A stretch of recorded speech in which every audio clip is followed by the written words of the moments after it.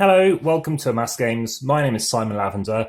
Today I'll be bringing you a how to set up, play and review of the game Kodama 3D. So I'll take the lid off, and over here you'll see some of the pieces, and what you'll be doing in, for example, in this 1 to 4 player game is laying out these in a kind of a grid. These little things that I was punching out in the preview.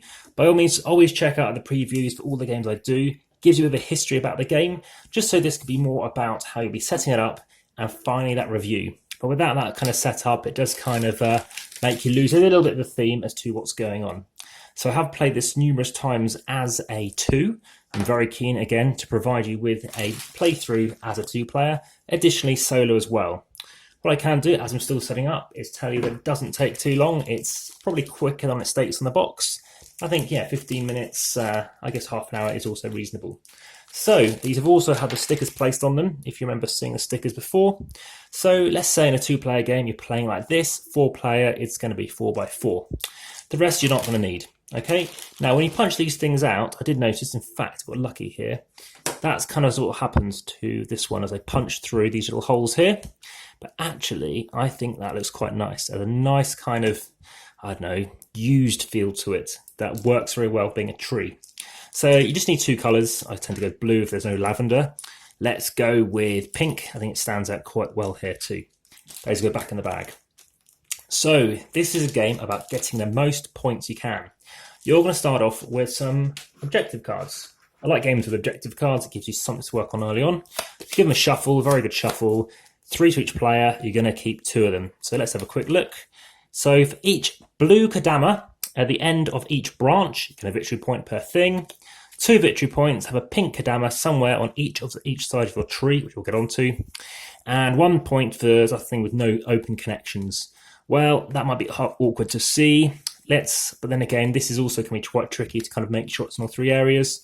Let's go for the per kind of cards. So you can draw some more of those. I haven't actually played this in about a week, so I'm hoping I'm not missing anything off. Please check the comments, please check the descriptions, and feel free to add your own just to saying, yeah, it's right or it's wrong. And finally, if you like this regardless, want to see more of these kind of videos or in general, hit the like button, gives me some indication you're after this. And finally, if you haven't already, hit subscribe and you'll see all the latest updates first. Lots of games coming, over 60. So here's an example. That wasn't fully punched through. That's why I deliberately left it. Let's use a different one. So you just punch it through. Just don't want to bend it too much, so just do this. There it goes, just pop straight through. These are quite handy to do. I think it came from there. And just bin that to recycle it. So you're only going to need 2 trees each. So it doesn't really matter which tree you have necessarily, but you just slot them together. Happens to be pink that we're going with. So you have your tree and your opponent's tree. You're building up a 3D tree. So this is a reimplementation of the original Kodama. There's also Kodama Duo and most recently Kodama Forest. So lots in this universe, the Kodama-verse, and those again can go back in the bag, along with, of course, those other Kodamas. So what you're going to be doing is thinking, well, nobody else knows what these are. You're going to be placing things out. So whoever wishes to start, I think it says the longest player, but let's just go for that. They place something out there, I go here, they go there. Now, of course, where I want to place is important, because if I want to do for each blue Kodama at the end of a branch, well, I want to kind of end up with a blue. I'll explain that in a moment. So let's go here, and no connection points. So everything needs to get filled, so I don't need to worry about these too much. What about these cards? What do I fancy getting? 2 branch tiles with mushrooms on them in the middle row. Can I see any mushrooms here? Well, I can. So let's go for that one, and that's why I would have gone for that one. Fly the end of each branch, that's a late to game thing. Blue Kodama at the end, that's a late game thing. I have 4 branch tiles with orange Kodamas on them. So maybe I should have gone for an orange one. That is orange, let's go there. So this is going to come off here. It goes over there, that's my first turn. I take this piece, and now I put it anywhere I like on my tree. You do not want it to fall over, so you must be careful. You have slots, so right now it's going to have to go in at an angle like this. These curly ones are very good, but next time we'll see what happens. The opponent is back to me. Now, I'm going to be taking this next. That isn't the colour I wanted, but let's say they've done their thing and it wasn't useful to me either. You can't cross past somebody, so you can block people a bit. But I'm going to go over here. and take this piece. So be aware that you could get snookered and stuck in a corner. And this time I'm just going to go over here because we want all those oranges. Now, what happens is if you place a Kodama that doesn't match a piece that's already here. So let's say I had that one here. Different color, different ingredient, let's say. Place it in here, and because you didn't do anything that matches, and generally you want to do set collection and patterns, as you can see, 4 in a row, 2 of the same type, something at the end, then in that instance, you can draw a card. And when you do that, a new card can come out. So you're going to end the game once you've had out, I don't know, 7 cards or something like that. And I haven't done very well at this particular game. There's numerous games that I've done well at, but my main playing partner is just good at this game. Sometimes beating me by just a point, but yeah, this keeps drawing me back. This is a game that I have struggled with to get a victory, but I think it's because I tried to go for quite narrow strategies or not fully bearing in mind some of the costs of the cards. They went very heavily early on and risked, very much like Ticket to Ride, going for about 8 of these cards to work on. So a terrible early tree. Also, they had a very broad tree. I went very narrow to keep it very dense to ensure it wouldn't topple over.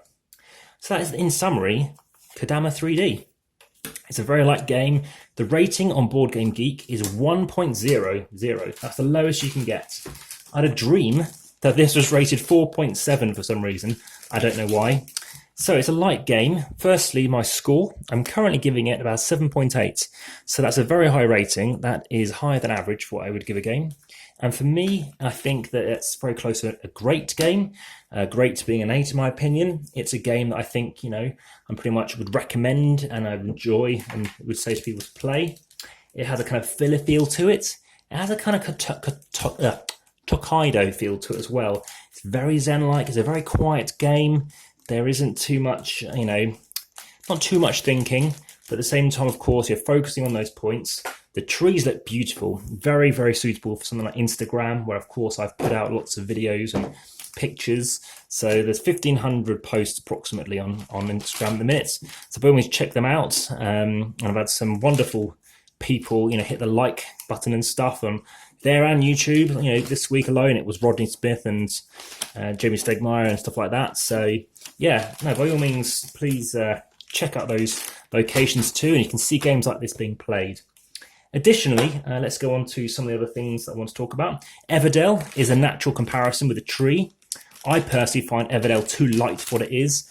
I feel that, see, Stone Age, you might say is almost as light, but there's so much going on in Stone Age, so much variety and strategy, and funny enough, another player who is a subscriber, they love Stone Age. They bought an Everdell Deluxe, and this was in the summer of 2018, and I happened to be with an exhibitor badge at Essen 2018, and I saw people rushing in, and Everdell sold out within 5 minutes. But the thing is, we'd already sold Everdell by the May because it just wasn't for us.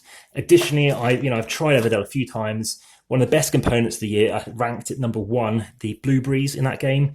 But aside from that, I did not think the gameplay it didn't grab me. It just didn't have anything that drew it together for me. So the rulebook, very straightforward as well if you want to check that out. Of course, a solo game I will be talking about as well. But ultimately, there are some tips. Keep your cards separate, stuff like that. And just bear in mind that, you know, when you should be picking up your goal cards.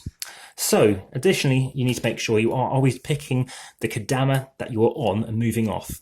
Please bear in mind, there is a little amount of space, and I think if they were clear, that could have worked quite well to ensure you know which Kodama you are on so that when you move it off.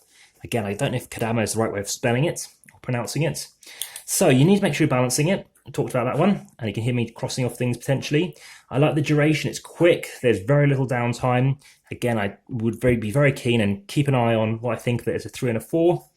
I think it's in terms of the maths as well.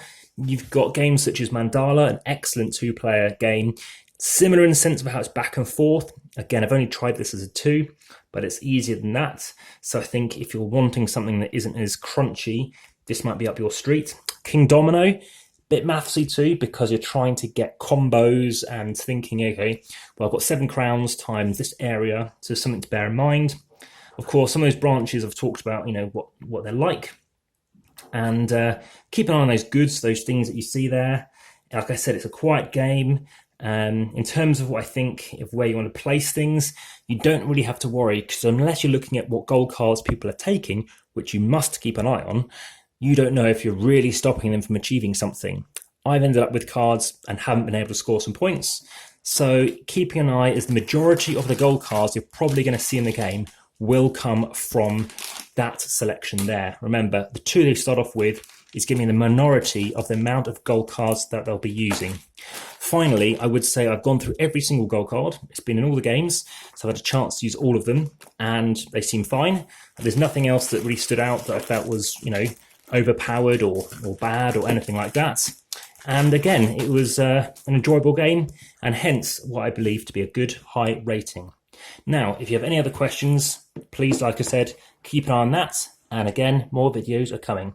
Thank you very much for watching, and enjoy the rest of your day. Bye-bye.